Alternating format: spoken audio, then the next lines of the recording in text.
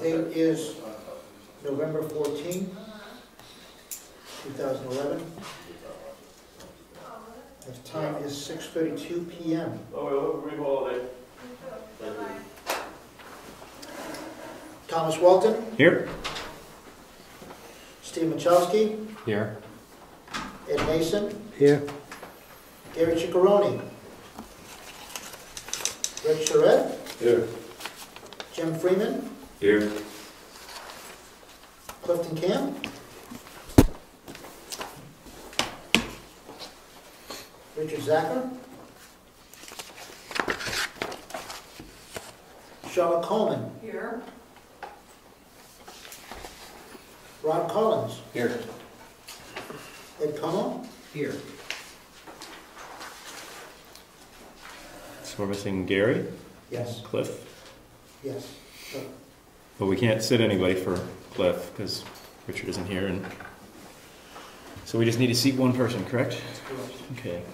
If I remember, Ed, you were on the board last time. Rob, you sat for a little bit, didn't you? At the last meeting? Yes. This is the minutes of the last one? Yes. Yes. Well, not officially yet, but Draft minutes. these are the Yes. draft minutes.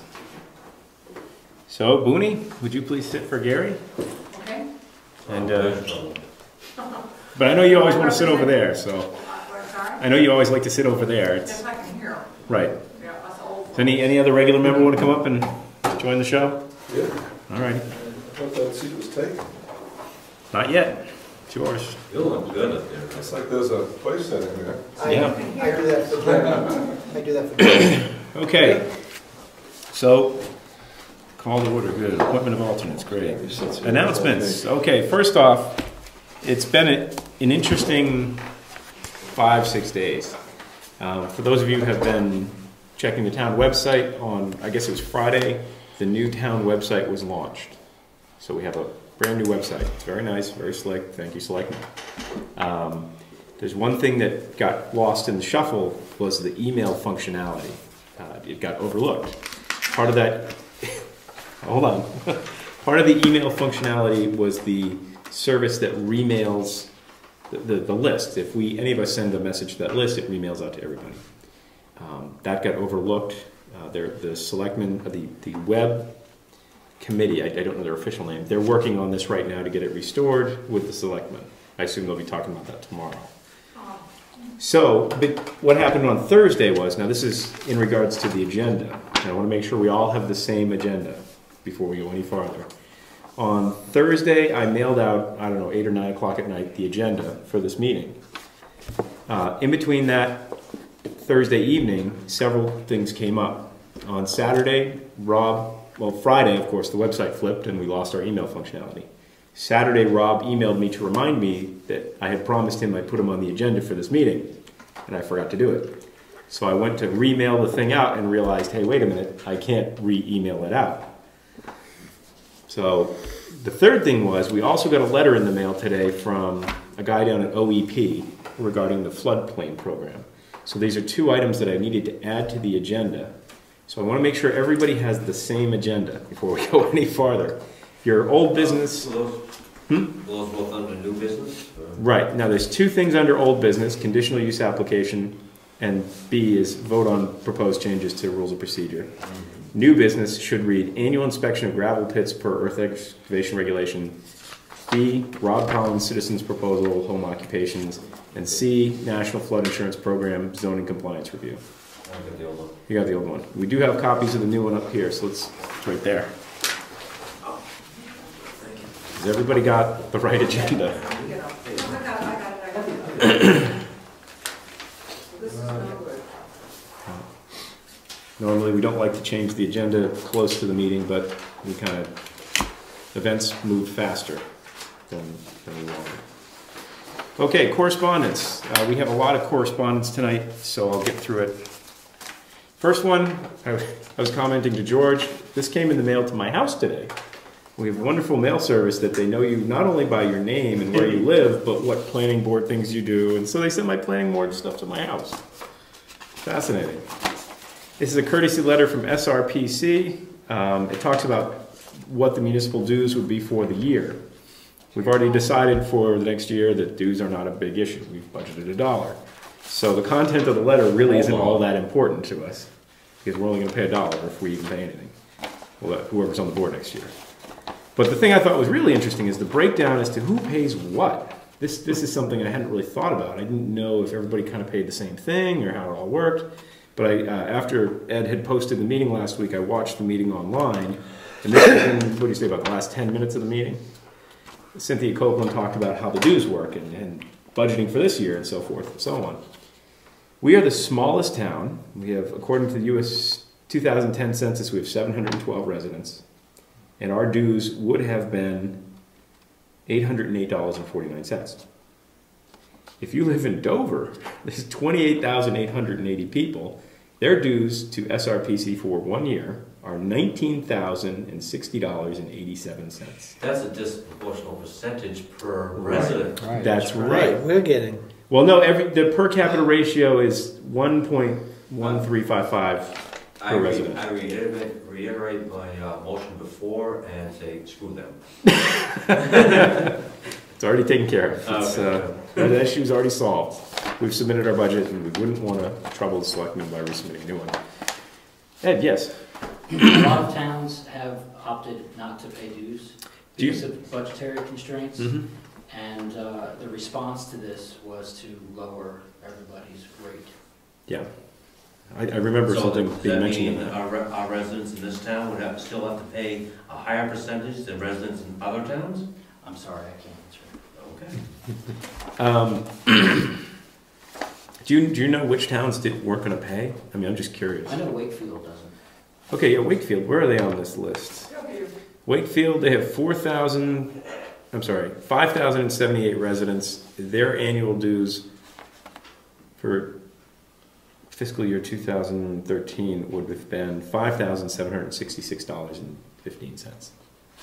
So, we really, I mean, if you're curious, you're welcome to look at this. I just think it's interesting that, you know, anybody who's really concerned about our impact on SRPC by not paying dues, we are by far the smallest item on their income, so.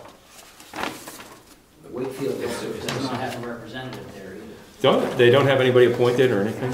Yeah, it's not the number, it's It's the point. the point. It's the point. Exactly. So that was the first piece of correspondence. Now, regarding our last meeting, now it was in October. Shortly after our October 10th meeting, I received an email. Actually, it wasn't shortly after. It was October 31st, I should say. I received an email from Heather how do you pronounce it? Tragney, over at Salmon Press, which is the Granite State News, inquiring about, and here's what she wrote. Hello, Chairman Welton. I hope all is well. Ed Comeau has asked that I write up a brief article explaining why the Planning Board has voted not to fund the SRPC for a second year in a row. Mr. Comeau said the decision was made based on his presentation regarding the comprehensive economic development strategy and its origins. I've watched the presentations, but for clarification purposes, would you be willing to briefly comment on the decision why the board voted this way?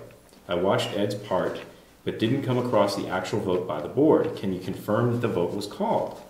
Thank you very much in advance. Heather Dragging, staff writer, Granite State News. And this is a direct inquiry about what's going on our board, so I felt it was appropriate to respond. It would be appropriate to respond directly. I did. Now I will read you what I wrote. Please do. Ms. Tragney, thank you for your inquiry. I am glad to elaborate on this budget issue. On Monday, October 10th, 2011, Ed Comeau, an alternate member of the Town of Brookfield Planning Board, and our assigned representative to the Stratford Regional Planning Commission, was allotted time at the board's regular meeting to make a presentation regarding the SRPC's recently released Comprehensive Economic Development Strategy, CEDS. At the aforementioned meeting, Mr. Comeau used his allotted time to explain both the purpose of CEDS and its origin. Mr. Comeau carefully explained that the CEDS is a prerequisite for SRPC member communities to qualify for some public and private grants made available at the regional, state, and national level to assist in potential municipal or community development projects. In serving as the Brookfield Planning Board's representative to the SRPC, Mr. Comeau has attended numerous regular and various subcommittee meetings. From his direct participation, he has expressed his concern that SRPC promotes municipal and regional planning from the top down rather than from the community level up. As part of his presentation, Mr. Comeau explained to the board, on the record, his strong and specific concerns about the connection between regional level CEDS and planning activities at the state, national, and international level. Mr. Comeau arguments centered on the idea of municipal planning and zoning is a local activity for the benefit of local communities, and it should not be a top-down process forced upon local communities through binding agreements as part of a loan or grant-funded municipal project. He is specifically concerned, as am I, with the town of Brookfield potentially receiving a loan or grant with explicit covenants that require the town to adopt local standards which are not necessarily in the best interest of the town. The next item on the October 10th agenda, immediately after Mr. Comeau, was the issue of the 2012 Planning Board budget. When it came time to discuss the annual dues for SRPC, I initially proposed that funding be allocated for the SRPC dues and that the decision to pay or not pay the dues be left to the next sitting board after the 2012 town meeting. After extensive, animated, wide-ranging discussion, the SRPC dues line item was left in but allocated just $1. As you may be aware, non-payment of SRPC dues does not mean that Brookfield is no longer a member of SRPC. However, non-payment of dues does limit Brookfield to a single vote as part of the group, rather than two allocated to dues-paying members. In the past, SRPC has been a valuable resource for the creation of complex maps for the board, but in recent years the board has had little and anticipates no upcoming need for their services offered to members. I believe the decision to underfund the SRP line item was primarily a budget issue. The past 3 years have been economically challenging for the residents of Brookfield. Any money that the board can avoid spending will have a direct impact on the town's tax rates in 2012. Additionally, the board was assured by the member ex officio, selectman's rep, that should funding for this item be required in an emergency, that the selectmen would find a way to make it happen. Eliminating the funds in the budget is never easy. However, Mr. Comeau's clear and well-documented case, combined with the reassurance of the member ex officio to make the funds available in an emergency, made the choice simple. When the motion to reduce the funding was made, it passed with 6 yea, 0 nay, and 1 abstention. The final motion was made by member Jim Freeman and seconded by Charlotte Coleman, part of the budget debate, not part of Ed's presentation. Sincerely, Tom Wilton, Chairman of the Planning Board, and then carbon copy to Ed and George. So this is going to be in the paper at some point. Ed is more familiar with what's going on in this, and perhaps it'd be a good time for you to speak on that. Well, two separate things. When I had gotten that, I also emailed her to give her more information so she could investigate. And I believe the reason why it's taking so long to get the article in the paper is that she's probably giving a fair chance to all parties, including the RPC, to answer my questions. I think, oh, I'm sorry, Jim, go ahead. Okay. I'd like to prefix with a couple of questions. How much grant funding, this wonderful grant funding, has the town of Brookfield ever received? To my knowledge, nothing. Do you know of anything, Ed? For road projects, we had some LCHIP, which is for some work over next door. Okay, for the building next door. Yeah. Did we receive any other grant funding in the recent? I don't think so. Actually, the archivist had. Oh, that's right. Oh, yes, he had to preserve a So I'm not book. sure where that came. I don't remember where that came from, but I know there was a grant And involved. these maps aren't cheap. But the point was grant funding for planning-related things. No. Exactly. You know, we have a scope that we as a board are involved with. That's exactly my point. Right. Question. It's not everything. Okay. Now, question number 2. Yeah. How much grant funding did the town of Dover receive Oh, I have in no related idea. to them? No idea. Would it be a higher percentage than the town of Brookfield? I think it would be greater than 0. Okay.